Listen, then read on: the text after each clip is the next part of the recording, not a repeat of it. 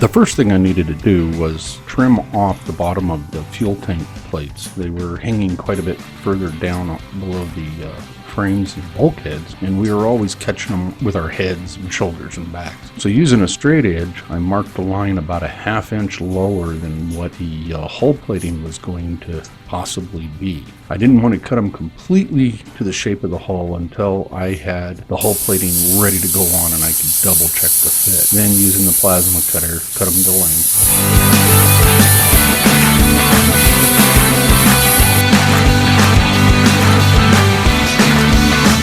Paul started cutting the chine bar slots so that they'd fit in. While Paul was doing that, I started grinding down the 1-inch solid steel bars that I was going to be using for the chine. That took a lot of grinding to get them just right, but I needed to get full penetration weld on these because they're mostly going to be underwater the entire time the boat's in the water. Then laid them out onto the concrete and got them all square and flush and started welding them together. Once I got them welded together, I started setting them into their slots along the entire length of the boat so that the curves at each point would be correct. I then tack welded each of the frames to the chine bar. There's fairly light tack, just enough to hold them into place. I won't finish weld them until the plating is installed and fully tacked into place. Start cutting this bevel and then slowly bring it in until it's where it's supposed to be there.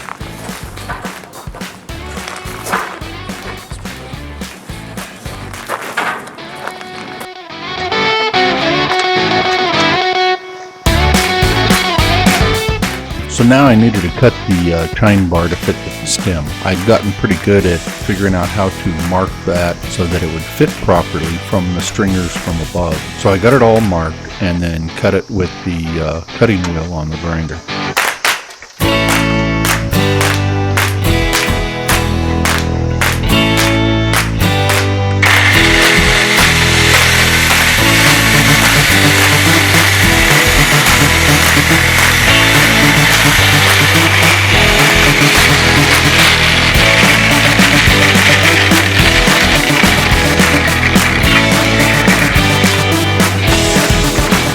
Then cranked it in using the come-alongs and pulleys to get it set into the correct place. Then ground it off so that I could properly fully weld it to the stem. I did a full penetration weld on these because being it's 1-inch steel rod, I was afraid of it breaking loose for any reason and smacking somebody upside the head, and 1-inch rod would probably kill them.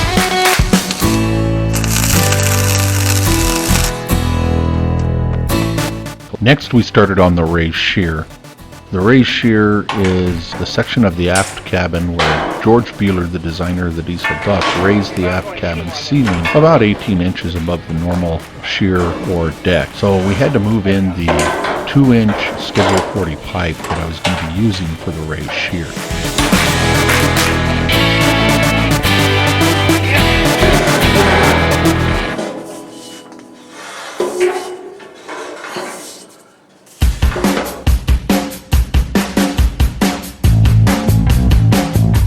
Once we had the raised shear placed into the notches that Paul had previously cut, I welded the forward end of the raised shear to the bulkhead. I did a full weld on that section so that it wouldn't land on anybody's head. Next, I went back and trimmed the length of the 2-inch Schedule 40 pipe to meet the transom.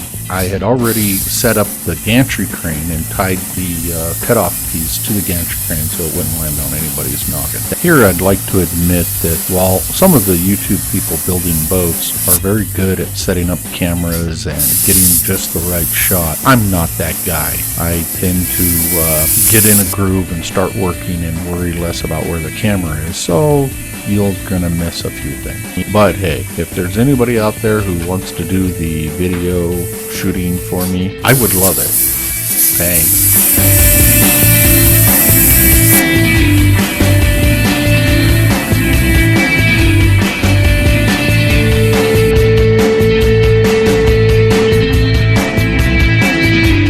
Once I had the shear pipe cut to length, I started tack welding the shear pipe to each of the frames. I only did tack welds on the frames because I don't want to fully weld them until all the plate is installed and tacked into place. Then we moved forward to the forward cabin trunk bar. This bar is only a 1/2 inch solid round bar that is between the trunk sides and the forward trunk deck. I wanted to put that in there so that I would have something to weld the deck plates to and the trunk sides to without having any issues with alignment or wavy lines. This would give me a nice curve to weld to.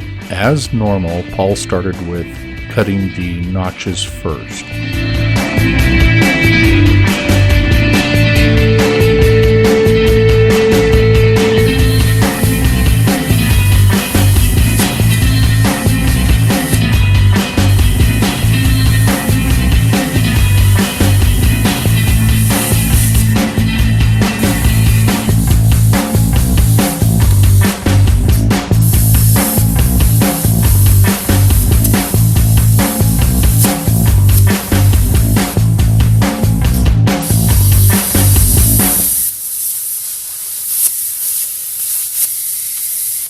Then I followed with welding. I fully weld them to the bulkheads as I have everything else, and only tack weld them on the intermediate frames.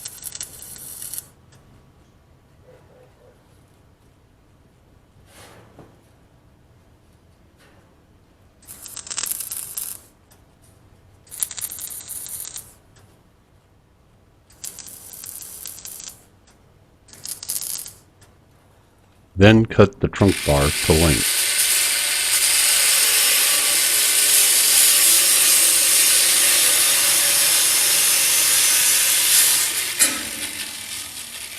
Finally, weld the trunk bar to the forward bulkhead at station 6. That pretty much completes the bars. I did both sides. I didn't show them on the video, of course. Chines, the raised shear pipe, and the trunk bar. Need to do some more work on the engine room now. I love working on the boat. What I don't love is the video portion of this. I am got the personality that once I tuck in and start working, I lose focus of about everything else. So sometimes I forget to move the cameras. Sometimes the camera ain't even filming anywhere where I'm at. I apologize about that. I try to do better, but honestly, YouTube videos is not my passion. It's not what I want to do. I just do it to document some of what I am doing. This latest video that I've been working on, right now it's like 10 minutes long, and I've probably got 30 hours into it.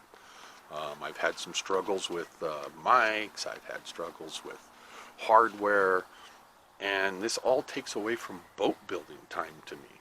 So I get frustrated. Again, if you want to see some great videos on how to build boats or rebuild boats or whatever, okay, so there's plenty of places you can go to see really high production quality and good content boat building. SV Seeker, Doug, over there in Oklahoma, he's building a 75-foot steel sailboat in his yard in Tulsa, Oklahoma. Great guy. I went and visited him and even got to work on his boat for a little bit because, let's face it, he's the king of backyard boat builders right now, and sometimes you just got to pay homage to the king. Another one is Brewpig. These guys are out of Australia. Damien, Jess, and Ryan are rebuilding a steel boat, and again, great production quality and good information. I watch every episode because of the information that they put on their YouTube channel. Then we have Acorn to Arabella. Now these guys, northeast, I don't remember where exactly. These guys are building a wooden boat from the ground up, and it's a really cool boat, and it's a cool channel. Stephen and Alex do great work. Alex appears to be a very good woodworker. He knows what he's doing. He's never built a boat before, but he knows what he's doing with wood. Alex actually has training in video, so of course he's got some really high quality production standards on his channel. But good channel to watch. Then we have Life on the Mold, Ross. This guy out of Australia got him a fiberglass mold and is building a huge fiberglass catamaran. And he's just a kick to watch. And his video production is pretty darn good. So anyways, if you want to watch a fiberglass boat getting built from the ground up, go watch Ross. Then we have 6 Points Woodwork, Scott. New York, I believe. He's building another diesel duck. So like this one, except for his is a 41 where this is a 44, and he's doing it in wood. Now, he's a woodworker, so he builds in wood. I am almost exclusively a metal worker my life. Or what materials I've built in has always been metal. So I'm building a metal boat. Whatever trips your fancy, whatever you're good at, whatever you want to do it. Samson Boat Company. Now this guy's rebuilding a 107-year-old wooden boat. Now he's a professional boat builder and sailor. And of all of them I'm listing, he's the only one who's actually got experience doing this. The rest of us are figuring it out as we go along. Some better than others. Most of everybody else better than me. Okay, Salt and Tar. Ruth and Garrett. Watch them. That's a fun video to watch. She adds a lot to the video in just warmth, production quality, and giggles. Garrett has an attention to detail. Garrett loves working on his boat. They're going to live aboard their boat and sail around. It's what they've been doing since they were kids, which, you know, at my age, they're still kids, but good video to watch. Okay, now we're going to get into some that don't have great production standards, but they're interesting to watch. One is SV Rusty Junk, a guy by the name of Craig. He's on the West Coast. He's building a steel boat as cheap as a person could build a steel boat. I do not know where he plans on taking this boat, whether he plans on going offshore or whether he plans on just goofing off in a lake. I don't know. I've watched every single one of his episodes, and all I'll say is I hope he's not tending to take it offshore. I don't believe it's capable of offshore. I'd be scared of it, and I don't scare easily. Then we have Rick Laporte. This guy's building a fiberglass boat in a shed on his property, and hey, the guy's doing it.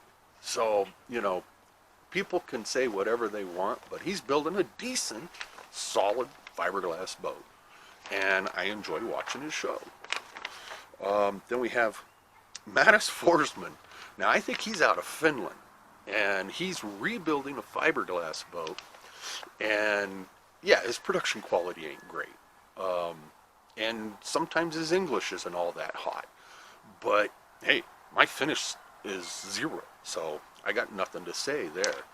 But it's another one of those channels where you just watch the guy do his thing.